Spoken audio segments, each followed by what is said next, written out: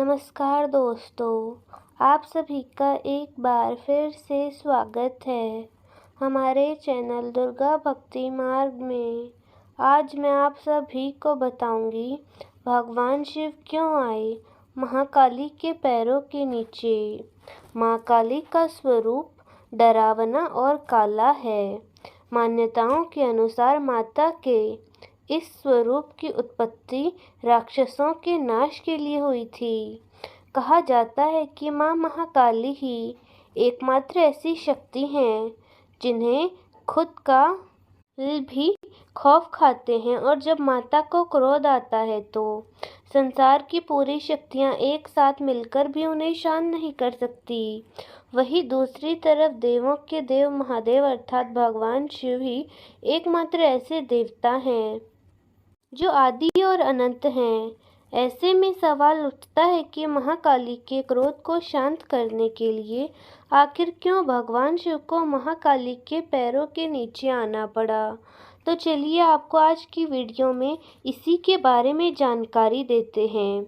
शास्त्रों में वर्णित पौराणिक कथाओं के अनुसार रक्त बीज नाम के एक दैत्य ने कठोर तप करके वर पाया था कि अगर उसके खून की एक बूंद भी यदि जमीन पर गिरेगी तो उसी के समान एक शक्तिशाली दैत्य पैदा हो जाएगा। इस वरदान को पाने के बाद रक्त बीज ने अपनी शक्तियों का इस्तेमाल निर्दोष लोगों पर करना शुरू कर दिया। तीनों लोगों पर अपने आतंक का हाहाकार मचाने लगा। रक्त बीज ने सहस्त्र देवताओं को स्वर्ग से बाहर निकाल दिया। देवताओं ने आखिरकार उससे युद्ध के लिए ललकारा। देवताओं और रक्त बीज के बीच बहुत भयंकर युद्ध हुआ। देवताओं ने अपनी पूरी शक्ति लगाकर रक्त बीज का नाश करना चाहा, लेकिन जैसे ही उसके शरीर से रक्त की एक बूंद भी जमीन पर गिरी तो उसके जैसे अनेक रक्त बीज पैदा होने लगे। इस तरह से रक्त बीज और भी शक्तिशाली और ताकतवर होने लगा। तब जाकर सभी देवता मदद मांगने के लिए महाकाली की शरण में जा पहुँचे। तब सुंदर स्वरूप वाली भगवती दुर्गा ने राक्षसों को मारने के लिए काला, विकराल और डरावना रूप माँ काली का रूप धारण कर लिया। भयंकर और विकराल रूप वाली माँ महाकाली ने युद्ध भूमि में प्रवेश कर लिया और राक्षसों का वध करना प्रारंभ कर दिया। लेकिन धरती पर रक्त गिरने के कारण अनेकों दैत्यों का जन्म होता गया, जिससे युद्ध भूमि में उनकी संख्या बढ़ने लगी। तब माँ काली ने अपने जीभ के आकार को और भी विकराल कर लिया, जिससे दानवों का रक्त धरती पर गिरने की बजाय माता की जीभ पर गिरने लगा। इस तरह से माँ ने दैत्यों का वध करते हुए उनका खून पिया। आखिरकार सभी दैत्यों को मारने के बाद माँ महाकाली ने रक्त बीज का भी वध कर दिया, लेकिन उसका वध करते करते महाकाली का गुस्सा इतना विकराल हो चुका था कि उसे शांत करना बहुत मुश्किल था। किसी भी देवता के यह बस की बात ही नहीं थी।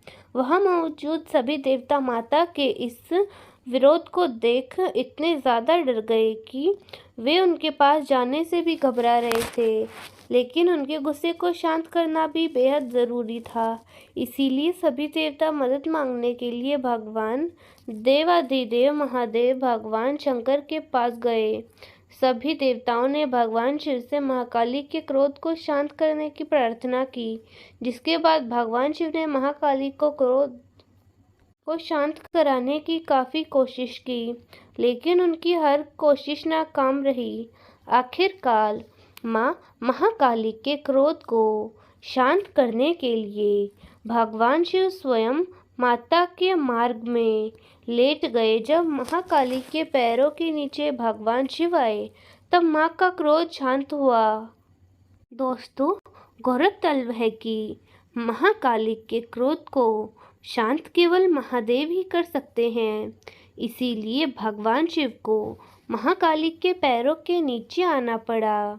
तो यह थी आज की जानकारी कि क्यों भगवान शिव को माँ महाकाली के पैरों के नीचे आना पड़ा।